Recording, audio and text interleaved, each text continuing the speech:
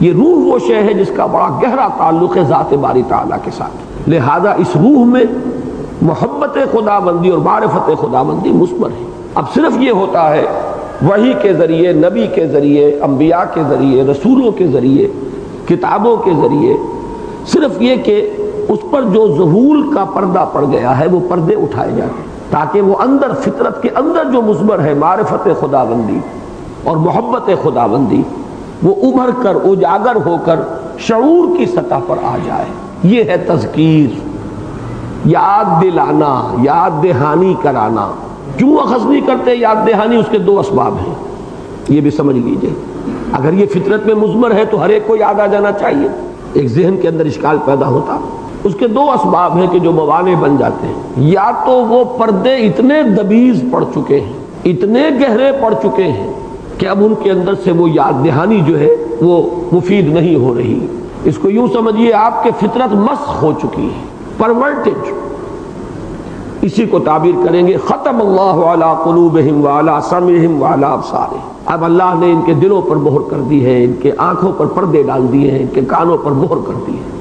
اب یہ لوٹنے والے نہیں۔ یا تو یہ شکل ہوتی ہے، اس کو ہم یوں بھی تعبیر کر سکتے ہیں کہ ان کی روح مر چکی، اب وہ روح ہے ہی نہیں۔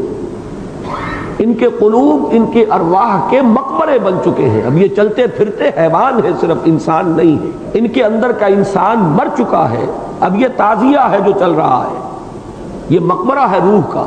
اسی لیے قرآن کہتا ہے یہ زندہ نہیں ہے نبی، آپ مردوں کو سنا نہیں سکتے۔ یہ ابو جہل آپ کو زندہ نظر آ رہا ہے، چل پھر رہا ہے، تو یہ حیوان ابو جہل ہے جو چل پھر رہا ہے، انسان ابو جہل مر چکا، اور ان کے قلوب جو ہیں ان کی ارواح کے مدفن بن چکے ہیں، مقبرے بن چکے ہیں۔ تو ایک سبب تو یہ اس کی تعبیر ہے یہ مختلف الفاظ میں۔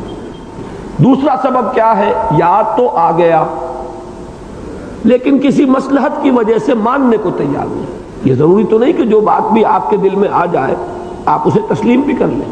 قرآن مجید میں آیا وَجَحَدُوا وَاسْتَيْقَنَتْهَا أَنفُسُهُمْ، انہوں نے انکار کیا حالانکہ ان کے دلوں نے اس کا یقین کیا۔ دل تو مان رہا ہے، زبان انکار کر رہی ہے، لیکن ماننے میں چودراہٹ جاتی ہے، سیادت جاتی ہے، قیادت جاتی ہے۔ آج لوگ ہمارے دست بوسی کر رہے ہیں، ہم کسی اور شخص کو مان لیں تو ہم تو گئے۔ آج ہم سے فتوے طلب کیے جا رہے ہیں۔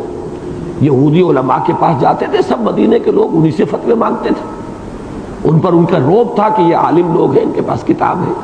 اگر وہ محمد کو مان لیتے صلی اللہ علیہ وسلم تو ان کی حیثیت پھر کیا تھی؟ تو یہ